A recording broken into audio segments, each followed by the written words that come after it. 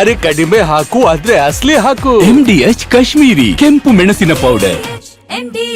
BJP ನಾಯಕರು ಇವತ್ತು ಬೆಳೆಹಾನಿ ಪ್ರದೇಶದ ವೀಕ್ಷಣೆಗೆ ಅಂತ ಹೇಳಿ ಪ್ರವಾಸಕ್ಕೆ ಹೊರಟಿದ್ದಾರೆ. ಬೈಲಹೊಂಗಲ ತಾಲೂಕಿನ ನೇಸರ್ಗಿ ಗ್ರಾಮದಲ್ಲಿ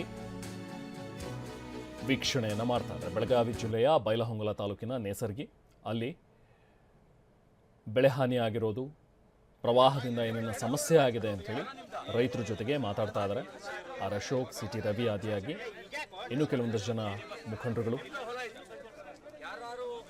ವೀಕ್ಷಣೆಗೆ ತೆರಳಿದ್ದಾರೆ. ಇದೇ ಸಂದರ್ಭದಲ್ಲಿ ಸಂಸದ ರಮೇಶ್ ಜಿಗಜಿಣಗಿ ಈರಣ್ಣಗೌಡ ಅನ್ನೋರ ಜಮೀನಿಗೂ ಕೂಡ ಆಗಮಿಸಿ ಮಾತಾಡಿದ್ದಾರೆ. ಈರಣ್ಣಗೌಡರ ಜೊತೆಗೆ ಇಲ್ಲಿ ಕ್ಯಾರೆಟ್ ಬೆಳೆ ಹಾನಿ ಕುರಿತು ರೈತರಿಂದ ಮಾಹಿತಿಯನ್ನು ಸಂಗ್ರಹಿಸಿದ್ದಾರೆ. ಬಿಜೆಪಿ ನಾಯಕರ ಜೊತೆಗೆ ರಮೇಶ್ ಜಾರಕಿಹೊಳಿ ಕೂಡ ಬಂದಿದ್ರು. ರೈತರ ಮನೆ ಬಳಿ ಬಂದು ಜಮೀನಿಗೆ ಅವರು ಬರಲಿಲ್ಲ, ಹಾಗೆ ವಾಪಸ್ ಆಗಿದ್ದಾರೆ.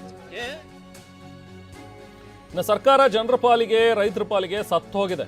ಬೆಳಗಾವಿಯಲ್ಲಿ ವಿಪಕ್ಷ ನಾಯಕ ಆರ್ ಅಶೋಕ್ ಮಾತಾಡಿರೋದು, ಸಾಂತ್ವನ ಹೇಳಬೇಕಾಗಿತ್ತು, ಪರಿಹಾರ ಕೊಡಬೇಕಾಗಿತ್ತು, ರೊಚ್ಚಿಗೆದ್ದು ಬೀದಿಗಿಳಿಯುವಂತಹ ಪರಿಸ್ಥಿತಿ ನಿರ್ಮಾಣ ಆಗುತ್ತೆ ಮುಂದಿನ ದಿನಗಳಲ್ಲಿ ಅಂತ ಹೇಳಿ ಆರ್ ಅಶೋಕ್ ಹೇಳಿಕೆ ಕೊಟ್ಟಿದ್ದಾರೆ. ಇದಕ್ಕೆ ಸಿದ್ದರಾಮಯ್ಯ ಕೌಂಟರ್ ಕೊಟ್ಟಿದ್ದಾರೆ.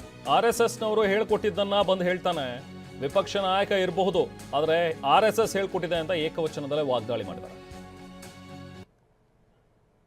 ಇಡೀ ಸರ್ಕಾರ ಒಂದು ರೀತಿ ಜನರ ಪಾಲಿಗೆ ರೈತರ ಪಾಲಿಗೆ ಸತ್ತೋಗ್ಬಿಟ್ಟಿದೆ. ಈಗ ಒಬ್ಬ ಮಂತ್ರಿನೂ ಕೂಡ ಇಲ್ಲಿಗೆ ಭೇಟಿ ಮಾಡಿಲ್ಲ. ಇಷ್ಟೊತ್ತಿಗೆ ಈಗಾಗಲೇ ಜನರಿಗೆ ಸಾಂತ್ವನ ಹೇಳಬೇಕಾಯಿತು, ಅವರಿಗೆ ಪರಿಹಾರ ಕೊಡೋಕ್ಕೆ ಎಷ್ಟು ಕೊಡ್ತೀರಿ, ಏನಾದರೂ ಕೊಡ್ತೀರಿ ಅಂದಿರ ಅವರು ಒಂದು ಸಮಾಧಾನವಾಗಿರ್ತಾರೆ. ಇವತ್ತು ರೈತರೇ ರೊಚ್ಚಿಗೇಳುವಂಥ ಬೀದಿಗಿಳಿದು ರೊಚ್ಚಿಗೇಳುವಂಥ ಪರಿಸ್ಥಿತಿಯನ್ನು ಈ ರಾಜ್ಯ ಸರ್ಕಾರ ನಿರ್ಮಾಣ ಮಾಡ್ತಾ ಇದೆ. ಇಷ್ಟೆಲ್ಲ ಹಾನಿಯಾಗಿದ್ರು ಕೂಡ ಸೋಯಾಬೀನ್ ಹಾಳಾಗಿದೆ, ಅಲ್ಲಿ ಕ್ಯಾರೆಟ್ ನೋಡಿದ್ರಿ ಅದು ಕೂಡ ಹಾಳಾಗಿದೆ. ಇಷ್ಟಿದ್ರೂ ಕೂಡ ಜನಗಳ ಹತ್ರ ಬರಬೇಕಾಗಿದ್ದಂಥ ಸರ್ಕಾರ ಸತ್ತೋದ ಥರ ಮಲಗಿದ್ದಾರೆ. ಈಗ ಎಣದ ರೀತಿ ಮಲಗಿದ್ದಾರೆ. ಇವತ್ತು ಇಡೀ ರಾಜ್ಯ ನಾವು ನವರಾತ್ರಿ ಆಚರಣೆ ಮಾಡ್ತಾ ಇದ್ದೀವಿ. ಇಲ್ಲಿನ ಬೆಳಗಾವಿ ರೈತರು, ಬಿಜಾಪುರ ರೈತರು, ಕಲಬುರಗಿ, ಬೀದರ್ ರೈತರೆಲ್ಲ ಅವ್ರ ನವರಾತ್ರಿನೇ ಇಲ್ಲ.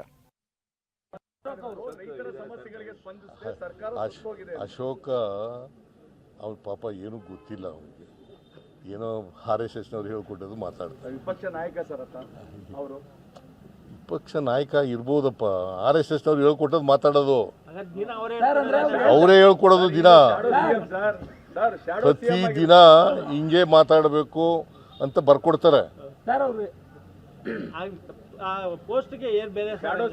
ನಂಗೆ ಗೊತ್ತಿಲ್ಲ, ಅವ್ರನ್ನೇ ಕೇಳಿಯಪ್ಪ. MDH ನ ಕಿಚನ್ ಅಲ್ಲಿದ್ರೆ ನಾವು ಎಲ್ಲವನ್ನು ಮಾಡಬಹುದು. ಬೆಂಗನ್ ಕಾ ಬರ್ತಾ, ಆಲೂ ಗೋಬಿ, ಭಿಂಡಿ ಮಸಾಲಾ, ಇನ್ನೂ ಬಹಳಷ್ಟು.